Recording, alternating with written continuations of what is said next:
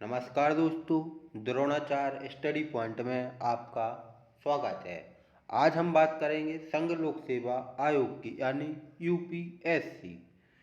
मैंने पिछली दो वीडियो में भारत निर्वाचन आयोग और मध्य प्रदेश लोक सेवा आयोग के बारे में यानी मध्य प्रदेश राज्य निर्वाचन आयोग के बारे में मैं आपको बता चुका हूँ और इनके ऑब्जेक्टिव भी मैं आपको प्रोवाइड कर दिए हैं।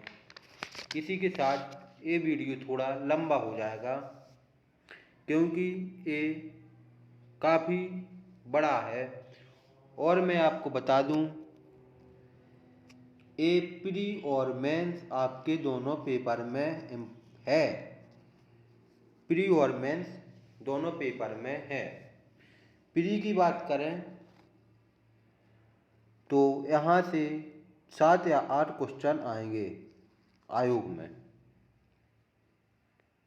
मेंस में भी दिया गया है, इसलिए हम मेंस और प्री दोनों की दृष्टि से पढ़ेंगे 2020 के पेपर टारगेट को लेकर। 2020 और 21 यानी 20 + 21 को टारगेट बनाएंगे। अब मैं आपको बता दूं, मेरे पास अभी बोर्ड की सुविधा नहीं है, इसलिए मैं आपको बोर्ड पर नहीं पढ़ा पा रहा हूँ। इसलिए पीडीएफ के माध्यम से मैं आपको पढ़ा रहा हूँ। पीडीएफ से एक और हो जाता है, कम समय में आपको मैं ज़्यादा पढ़ा रहा हूँ। मैं अपनी मेहनत के साथ पीडीएफ बनाता हूँ, नोट्स से बनाता हूँ। 2-3 बुक रखी हैं, उनके द्वारा मैं आप पीडीएफ बना रहा हूँ और आपको बता रहा हूँ।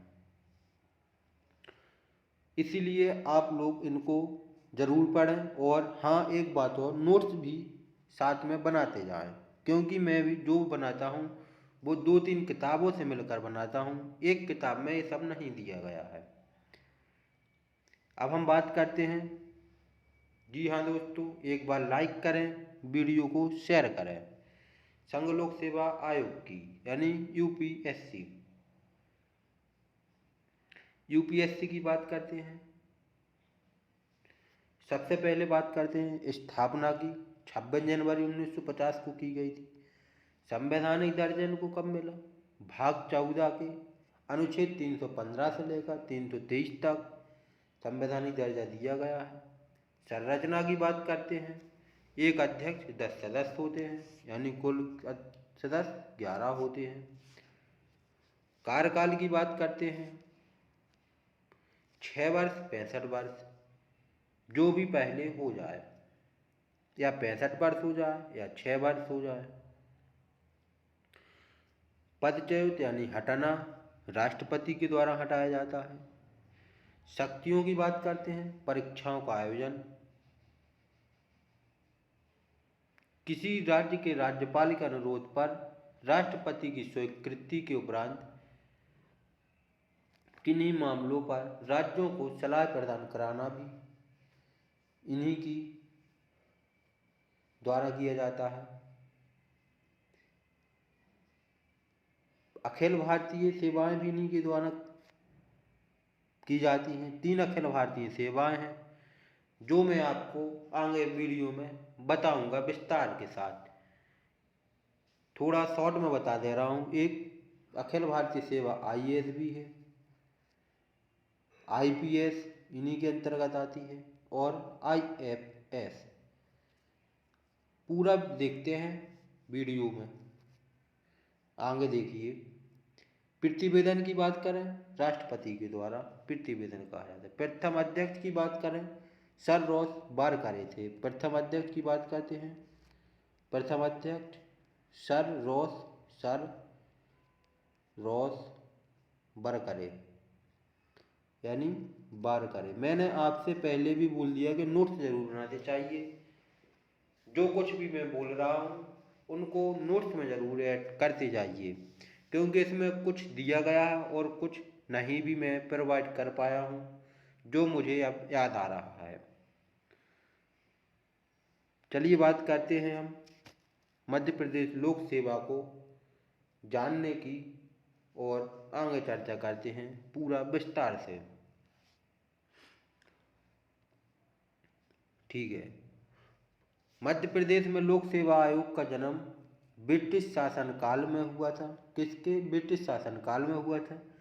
लॉर्ड कॉर्नवालिस को जन्मदाता कहा जाता है। लॉर्ड कॉर्नवालिस को जन्मदाता कहा जाता है। ठीक है। हाँ, जिन शब्दों को मैंने अंडरलाइन किया हुआ है उन शब्दों को आप एक बार ज़रूर अच्छी तरह देख लीजिए। इम्पोर्टेंट फैक्ट बन रहा है, यहाँ से इम्पोर्टेंट फैक्ट बनेगा पेपर में पूछे जाने के लिए। अब हम बात करते हैं इस मैकाले समिति ने 1854 में यूपीएससी की परीक्षा कराने का सुझाव दिया। सबसे पहले यूपीएससी की परीक्षा कराने का सुझाव मैकाले समिति ने दिया था। कब दिया था? 1854 में। और अब हम बात करते हैं भारतीय सिविल सेवा की परीक्षा कब हुई? 16 जुलाई 1855 में इसकी परीक्षा की गई। कहाँ हुई? लंदन में आयोजित की गई। लंदन में आयोजित की गई। मैकाले की आयु की सीमा को बात करते हैं। मैकाले समिति ने कहा 18 से 23 वर्ष नियत थी, लेकिन 1860 में आयु को 22 वर्ष कर दिया गया। 1865 में आयु 21 वर्ष कर दिया गया। न्यूनतम आयु की बात करें तो 18 वर्ष से घटाकर 17 वर्ष कर दी गई। देख लीजिए। फलस्वरूप 1892 में निम्नतम आयु 18 वर्ष, अधिकतम 23 वर्ष कर दी गई। कब? 1892 में। अब हम बात करते हैं इंसलिगेटन आयोग ने परीक्षा एक साथ लेने का सुझाव दिया था। किसने दिया था? प्रश्न ए भी आ सकता है। एक साथ परीक्षा लेने का सुझाव किसने दिया? यूपीएससी की इंसलिगेटन आयोग ने। मैकाले समिति भी आ सकती है। इंसलिगेटन आयोग ने ये सुझाव दिया। भारत शासन अधिनियम 1919 में यूपीएससी की परीक्षा इंडिया एंड इंग्लैंड में लेने का निर्णय लिया गया, लेकिन 1/3 भारतीयों को लेने का प्रावधान भी साथ ही में रखा गया। किनके द्वारा? इंसलिगेटन आयोग ने बताया। पहली बार सिविल सेवा की परीक्षा लंदन और इलाहाबाद में सन 1922 में आयोजित हुई। कब आयोजित की गई? 1922 में आयोजित की गई। लंदन और इलाहाबाद में पहली बार UPSC, union public service commission जिसे बोलते हैं। अब हम बात करते हैं लोक सेवा आयोग की स्थापना केंद्रीय लोक सेवा आयोग के रूप में 1 अक्टूबर 1926 में की गई। कब की गई? 1 अक्टूबर 1926। इसमें एक अध्यक्ष, 4 सदस्य थे। सर रॉस पहले अध्यक्ष थे। वर्तमान में अध्यक्ष और सदस्य की बात करें तो एक अध्यक्ष, 10 सदस्य हैं। कितने? एक अध्यक्ष और 10 सदस्य हैं। संघीय लोक सेवा आयोग कर दिया गया। आयोग का कार्यालय नई दिल्ली शाहजहां रोड पर स्थित है।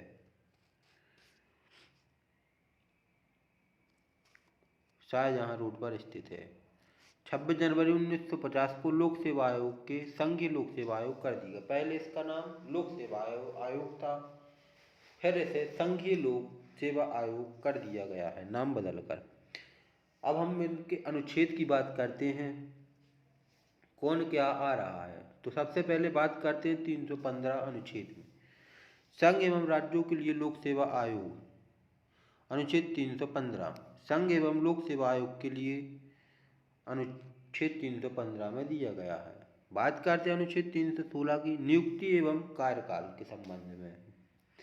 अनुच्छेद 17 में हटाना, लोक सेवा आयोग के सदस्य की बर्खास्तता व निलंबन यानी हटाना, सीधी बात। 318 में बात करते हैं कर्मचारियों की सेवा शर्तें।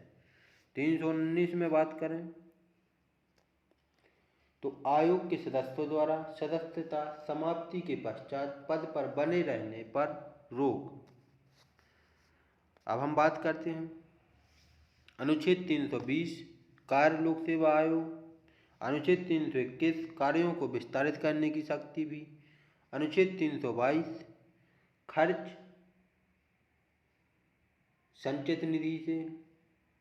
अनुच्छेद 323 में बात करें, लोक सेवा आयोग के प्रतिवेदन की बात कही गई है।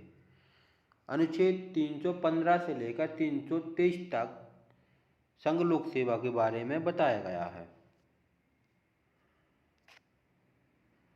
अनुच्छेद 315 में संघ एवं राज्यों के लिए लोक सेवा आयोग की बात की गई है। अब हम बात करते हैं अनुच्छेद 316 की, राज्यों की नियुक्ति और कार्यकाल की। अध्यक्ष एवं सदस्यों की नियुक्ति राष्ट्रपति के द्वारा की जाती है। किसके द्वारा की जाती है? अध्यक्ष एवं सदस्यों की नियुक्ति राष्ट्रपति के द्वारा की जाती है। स्वतंत्रता के समय एक अध्यक्ष 4 सदस्य थे, वर्तमान में एक अध्यक्ष 10 सदस्य हैं। स्वतंत्रता के समय जब स्वतंत्र हुआ तब एक अध्यक्ष 4 सदस्य थे, वर्तमान में एक अध्यक्ष 4 सदस्य है, एक अध्यक्ष 10 सदस्य है। अध्यक्ष और सदस्यों की नियुक्ति करते समय यह ध्यान रखा जाना चाहिए कि केंद्र व राज्य सरकार द्वारा 10 वर्ष का अनुभव हो। केंद्र और राज्य सरकार द्वारा 10 वर्ष का अनुभव हो। यहाँ से एक प्रश्न बन सकता है, एक अध्यक्ष और 10 सदस्य। कितने अध्यक्ष थे? एक अध्यक्ष और 10 सदस्य है। स्वतंत्रता के समय एक अध्यक्ष 4 सदस्य। ये मैं आपको प्री और मेंस के माध्यम से पढ़ा रहा हूँ, जो दोनों में काम आएगा। आप लोगों को प्री बस तो निकालना नहीं है, या प्री बस के लिए जो लोग पढ़ रहे हैं तो वो केवल प्री के लिए ही पढ़ सकते हैं। मेरे हिसाब से तो आप लोग मेंस और प्री दोनों के लिए पढ़ रहे हैं,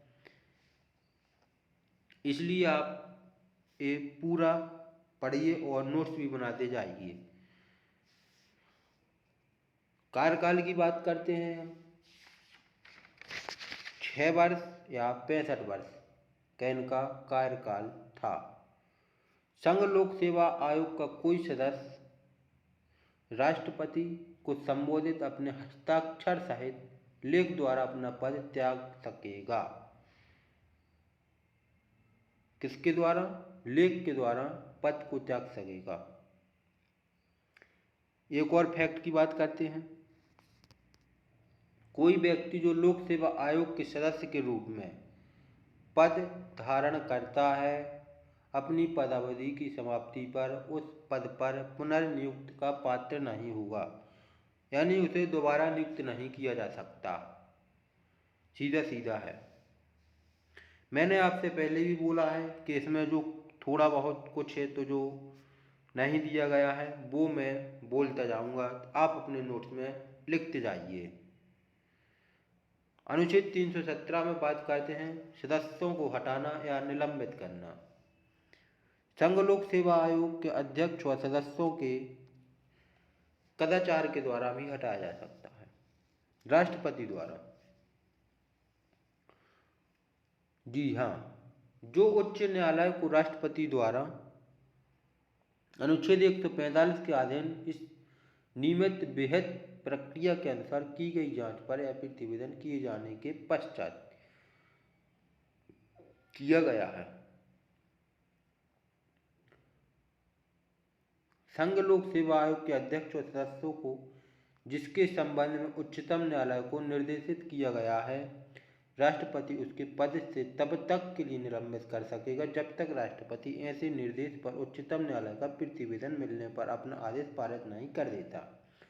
दिवालिया घोषित होने पर भी।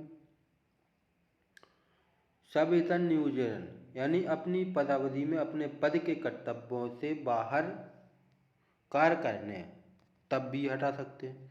मानसिक और शैथिल्य के कारण भी हटा सकते हैं। अब हम बात करते हैं 318 की, सेवा शर्तें। नियुक्ति के पश्चात सेवा शर्तें में अलाभकारी परिवर्तन नहीं किया जा सकता। इसका सीधा सीधा मतलब है कि जो सेवा शर्तें आपकी नियुक्ति के समय होगी वही शर्तें आपको मिलेगी, इसमें कोई भी परिवर्तन नहीं किया जा सकता। ना ही आपके वेतन व भत्तों में अलाभकारी परिवर्तन किया जा सकता है। भारत सरकार या किसी राज्य की सरकार के अधीन किसी अन्य नियोजन का पात्र भी नहीं होना चाहिए। अब बात करते हैं 319 की। अनुच्छेद 319 के अनुसार कई आयोग का अध्यक्ष भारत सरकार या किसी राज्य सरकार के अधीन किसी भी और नियोजन का पात्र नहीं होगा, 319 में दिया गया है।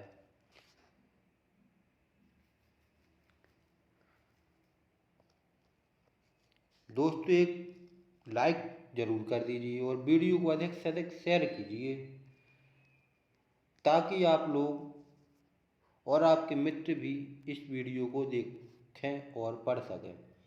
मैं ये वीडियो आपको केवल कम समय में इसलिए बता रहा हूँ क्योंकि मैं भी एक स्टूडेंट हूँ और तैयारी कर रहा हूँ।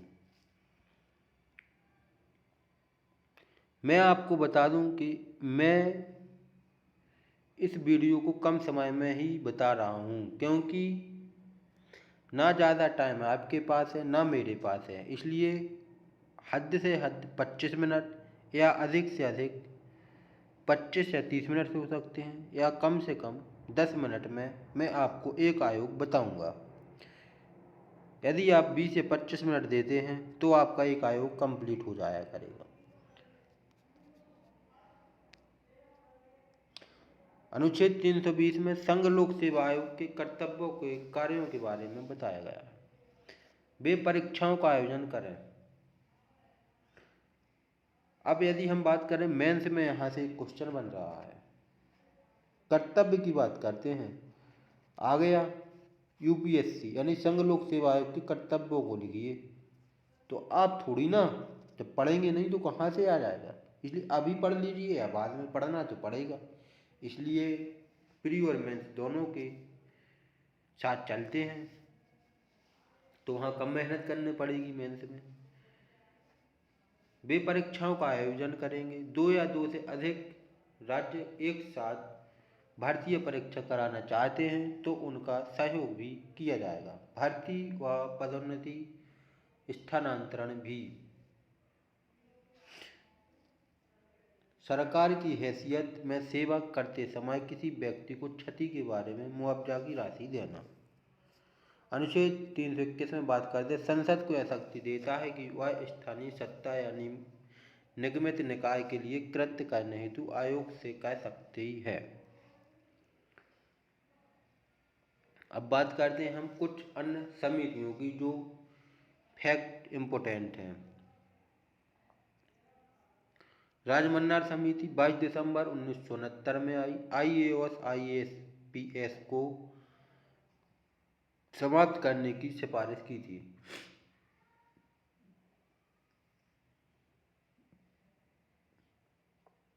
यहाँ से क्वेश्चन बन रहा है, किस समिति ने IAS और IPS को समाप्त करने की घोषणा की थी, बात कही थी, सॉरी, तो राजमन्नार समिति होगी यहाँ। कब की थी? 22 दिसंबर 1969 में। अब हम बात करते हैं अनुच्छेद 322, लोक सेवा आयोग का खर्च भारत की संचय निधि में से दिया जाएगा। अनुच्छेद 23, संघ लोक सेवा आयोग का प्रतिवेदन। यूपीएससी के कर्तव्य होगा कि वह राष्ट्रपति को आयोग द्वारा किए गए कार्य के बारे में प्रतिवर्ष प्रतिवेदन दे, यानी रिपोर्ट दे। प्रतिवेदन का मतलब यानी रिपोर्ट, रिपोर्ट से है। अब हम बात करते हैं अखिल भारतीय सेवा, जो मैंने शुरू में बोला था कि इनको वीडियो में लास्ट में पढ़ेंगे। तो अखिल भारतीय सेवाएं 3 हैं जो मैं आपको पहले बता चुका हूँ। IAS, IPS, IFS, 3 प्रकार की अखिल भारतीय सेवा है। अब हम बात करते हैं IAS के बारे में। सबसे पहले बात करें IAS यानी इंडियन एडमिनिस्ट्रेटिव सर्विस। ये तो आप लोग जानते ही होंगे। गठन की बात करें तो 1950 में इसका गठन हुआ। प्रारंभ कब हुई? 1898 में इसकी बात कही गई। शिक्षण संस्थान की बात करते हैं, प्रशिक्षण जहाँ इसकी ट्रेनिंग होती है, लाल बहादुर शास्त्री राष्ट्रीय प्रशासन अकादमी मसूरी यानी उत्तराखंड, सीधी एक पॉइंट, मसूरी या उत्तराखंड में इसकी ट्रेनिंग की जाती है। जनक की बात करते हैं, सरदार वल्लभ भाई पटेल इसके जनक हैं। यह केंद्रीय कार्मिक मंत्रालय के अधिनियंत्रित में है। केंद्र की एक केंद्र के चलिए अब हम बात करते हैं भारतीय पुलिस सेवा आईपीएस। भारतीय पुलिस सेवा आईपीएस प्रारंभ की बात करें तो 1905 में इसका प्रारंभ किया गया। गठन की बात करते हैं तो 1948 में इसका गठन किया गया। जनक की बात करें, लॉर्ड कैनिंग जनक है। प्रशिक्षण की बात करते हैं तो सरदार वल्लभ भाई पटेल राष्ट्रीय पुलिस अकादमी तेलंगाना। क्या? तेलंगाना। भारतीय वन सेवा आईएफएस, भारतीय वन सेवा आईएफएस की बात करते हैं। आईएफएस इंडियन फॉरेस्ट सर्विस प्रारंभ की बात करें 1864 में की गई। 1864 में किए गए। भारतीय वन सेवा के नाम से भी इसे जाना जाता है। गठन की बात करते हैं तो 1966 में इसका गठन किया गया। प्रशिक्षण की बात करें इंदिरा गांधी राष्ट्रीय वन अकादमी देहरादून जो कि उत्तराखंड में है, यूटी उत्तराखंड में है। ये आपकी कुछ ऑल इंडिया सर्विसेज हो गई हैं। वर्तमान में भारत में 3 ही हैं। ये वे सेवाएं हैं जिनकी भर्ती केंद्र सरकार द्वारा होती है। राज्य दोनों को अपनी सेवाएं जो केंद्र और राज्य दोनों को अपनी सेवाएं प्रदान करता है। संविधान के अनुच्छेद 312 के अनुसार संसद को यह अधिकार है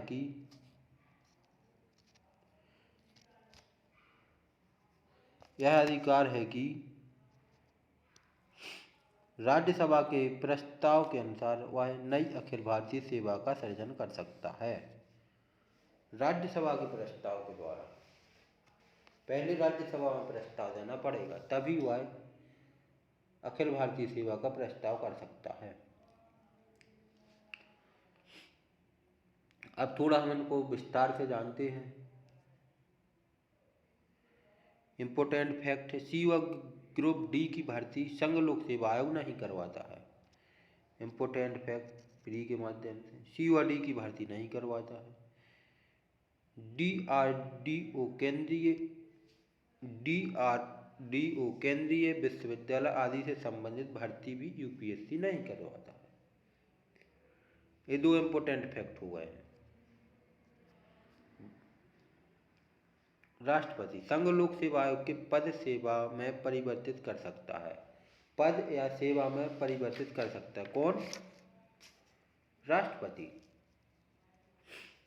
और कोई नहीं, केवल राष्ट्रपति। अब बात करते हैं प्रथम अध्यक्ष की, तो सर रोज बरकरे प्रथम अध्यक्ष थे। आज़ादी के समय कब प्रथम अध्यक्ष? अक्टूबर 1926 से लेकर अगस्त 1932 तक। 1932 तक। आज़ादी के समय के अध्यक्ष एच.के. कृपलानी 1947 से 1949 तक। भारतीय अध्यक्ष की बात करें तो एच.के. कृपलानी भारतीय भी है। प्रथम महिला आयोग अध्यक्ष की बात करते हैं रोजमिलियन मैथ्यू। प्रथम मुस्लिम अध्यक्ष की बात करते हैं जे.एम. कुरैशी जी प्रथम मुस्लिम अध्यक्ष थे। वर्तमान में कौन है? प्रदीप ज्योति। कब बने? 10 अगस्त को 2020 से आज तक।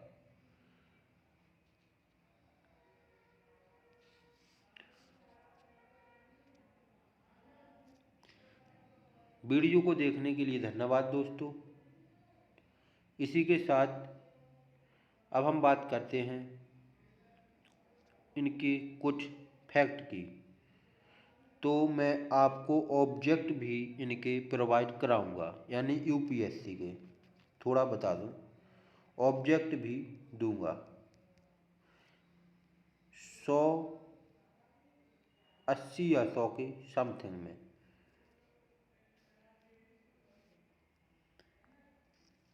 आपको एक दिन एक आयोग की वीडियो मिलेगी और एक दिन ऑब्जेक्ट भी मिलेंगे। क्या? ऑब्जेक्ट, क्योंकि ऑब्जेक्ट भी ज़रूरी है। ठीक है दोस्तों,